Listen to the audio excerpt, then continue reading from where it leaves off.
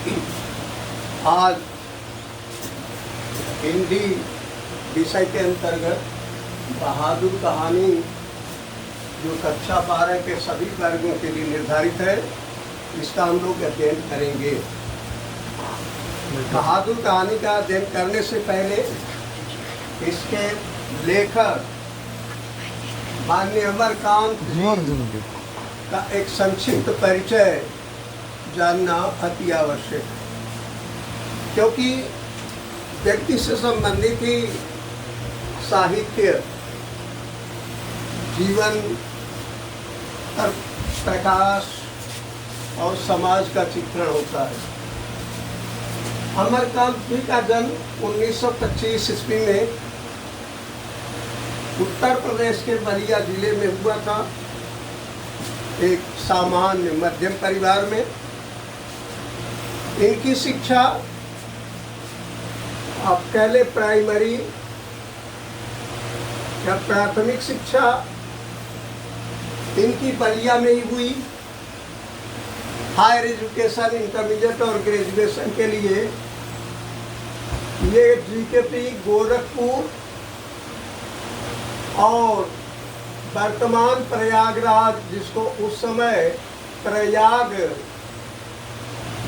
या इलाहाबाद के नाम से जाना जाता था, वहाँ पर हुई और स्नातक तक इन्होंने रेगुलर अध्ययन किया।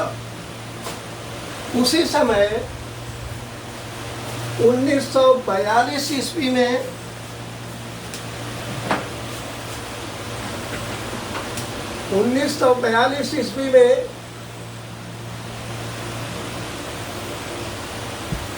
गांधी जी के असहयोग आंदोलन से प्रभावित होकर के ये भी स्वतंत्रता आंदोलन में कूद पड़े और शिक्षित होने के कारण इन्होंने अग्रणी भूमिका निभाई और अध्ययन का कार्य बाधित हुआ।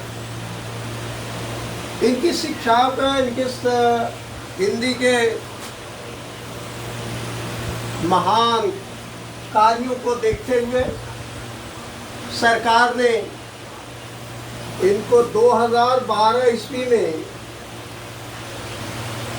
ज्ञानपीठ पुरस्कार से सम्मानित किया, जो हिंदी साहित्य का बहुत ही सम्मानित पुरस्कार होता है।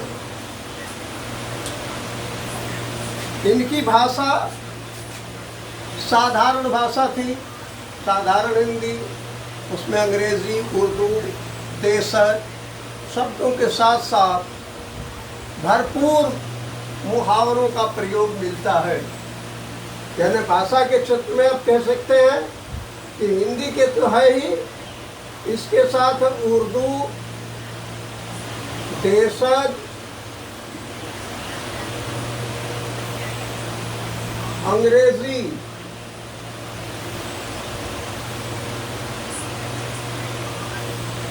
के साथ साथ मुहावरों का प्रयोग।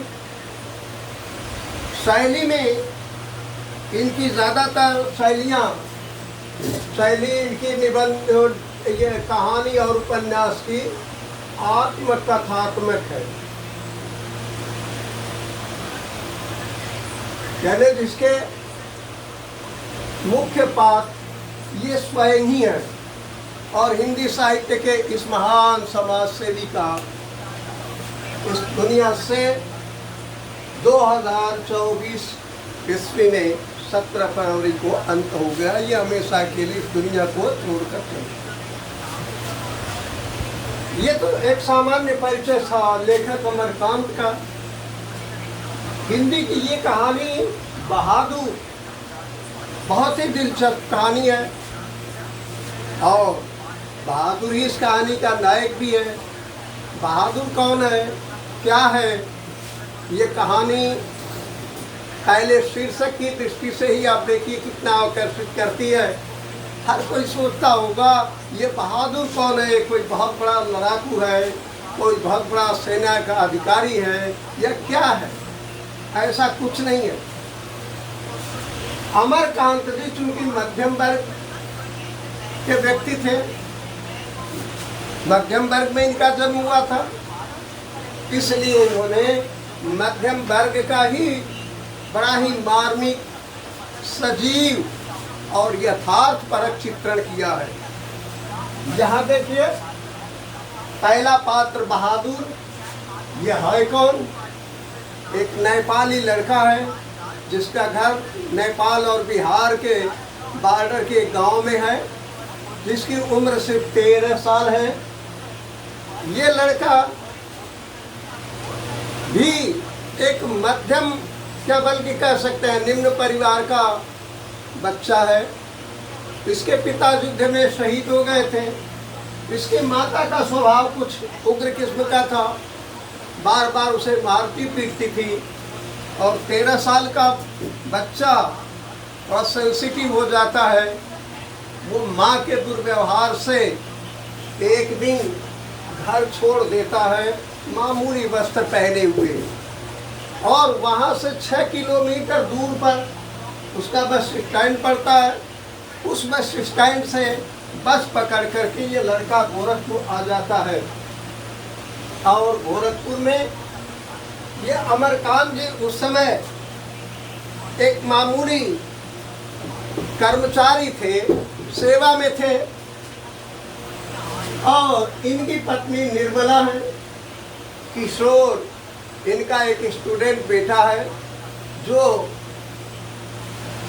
12 से 14 साल के मध्य है, पढ़ाई कर रहा है।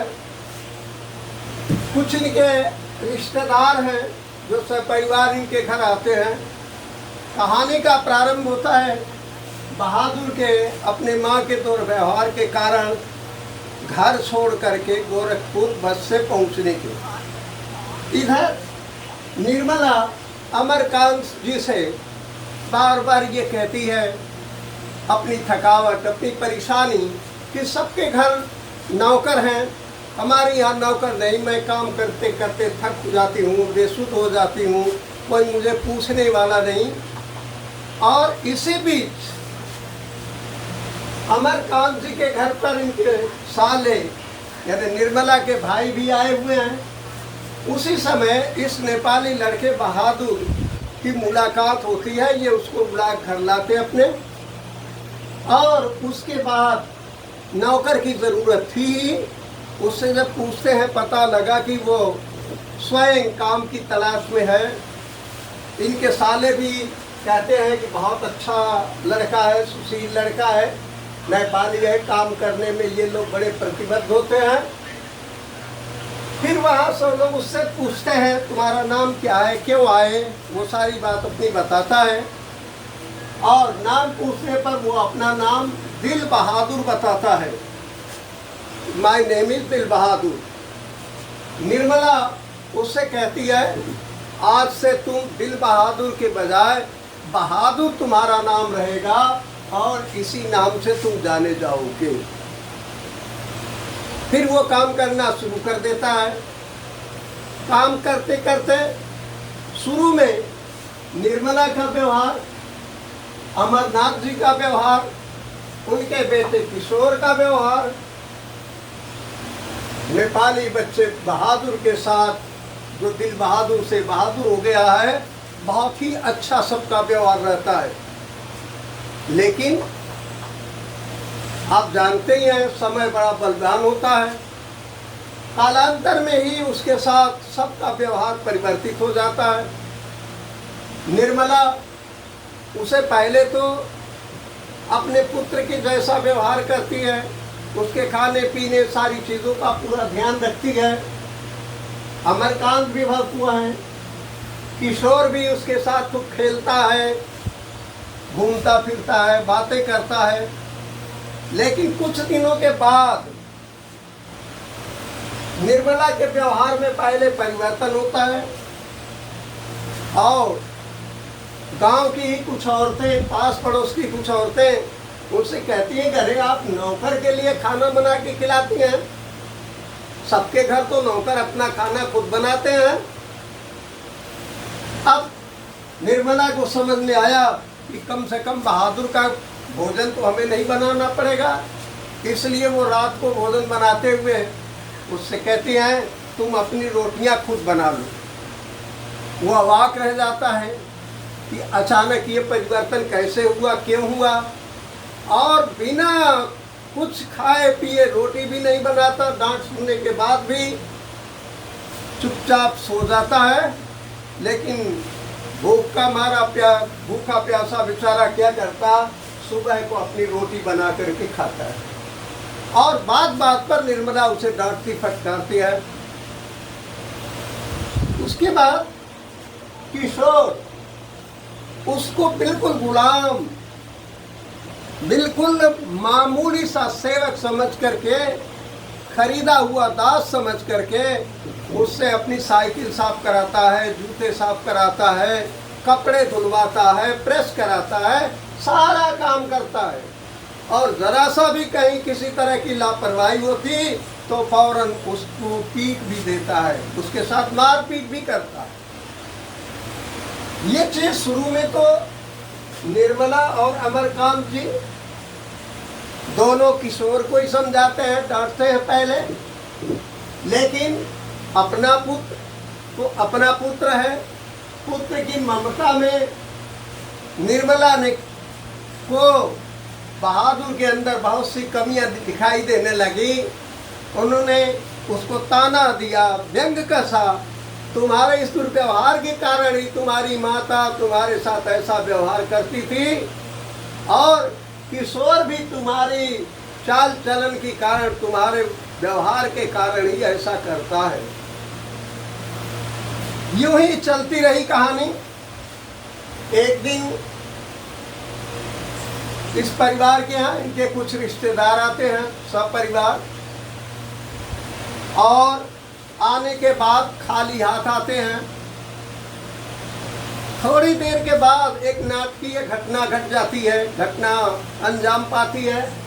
वो क्या, इनके रिश्तेदार की जो पत्नी है वो कहती है, अरे मेरे खूंटे में का पैसा नहीं है। वो इधर उधर चारपाई पर देखती है, चारपाई के नीचे झांक के देखती हैं।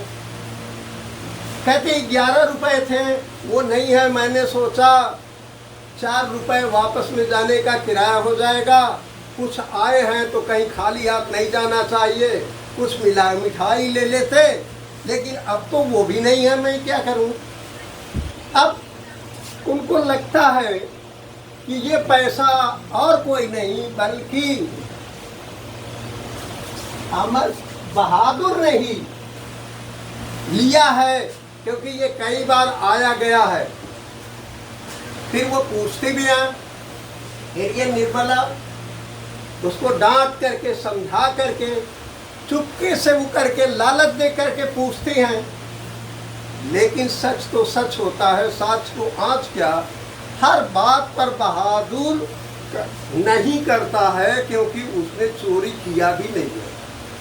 और घटना से ऐसा लगता है कि ये जो रिश्तेदार आए हुए थे वो अपनी झूठी शान में ये इल्जाम लगा रहे हैं, क्योंकि वो कुछ लेकर के तो आए नहीं, बच्चों के हाथ पर तो कुछ उनको रखना नहीं था।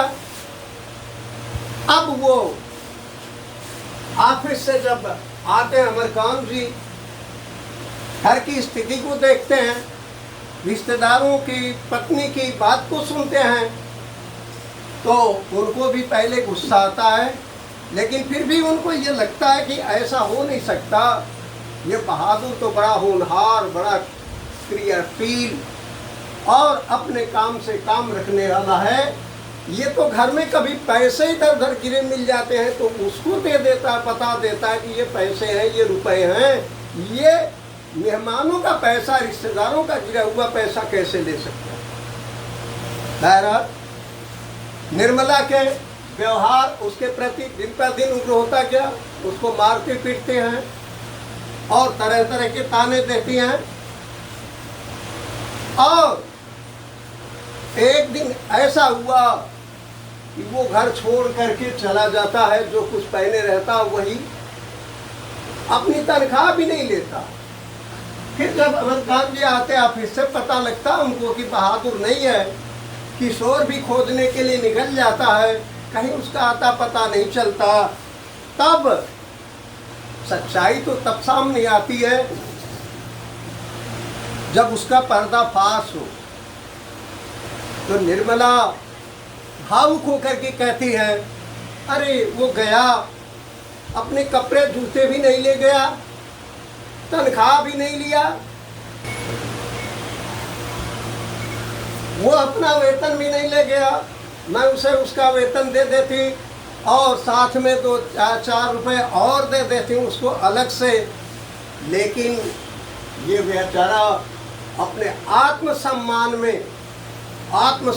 से, स्वाभिमान से, अपनी मर्यादा से बढ़ करके जीवन में कुछ भी नहीं है। जैसा कि मैथिली शरणगुप्त जी ने कहा है, मरा नहीं वही कि जो जिया न आपके लिए, वही मनुष्य है कि जो मनुष्य के लिए। स्वाभिमान इसका जागृत हुआ, सब कुछ छोड़ करके चल देता है।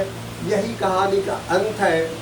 इसमें मुख्य रूप से, इस कहानी का उद्देश्य मुख्य रूप से यह है कि अमरकांत जी ने जो यथार्थ चित्रण किया है, जो मार्मिक चित्रण किया है, वो ये दिखाया है कि समाज में अपनी झूठी शान के लिए नौकर को रखना, उसे हीन दृष्टि से देखना, उसके साथ दुर्व्यवहार करना, ये समाज की एक परंपरा है, एक परिपाटी सी बन गई है, जबकि ऐसा मानवता के लिए कलंक है। ईश्वर ने सबको एक समान पैदा किया। ये दुर्भाग्य है किसी का कि किसी के पास धन का अंबार है, कोई खा पी रहा है, किसी को खाने भर को भी नहीं है। इस तरह से अमरकांत जी की ये आत्मकथात्मक कहानी हिंदी साहित्य में अपना महत्वपूर्ण स्थान रखती है। इसीलिए संभवतः कक्षा 12 के पाठ्यक्रम में हिंदी और साहित्य हिंदी दोनों के अंतर्गत इसको रखा गया है। अगर ये वीडियो आपको पसंद आए तो इसे लाइक और शेयर ज़रूर करें और सब्सक्राइब करना न भूलें। जय हिंद, जय भारत।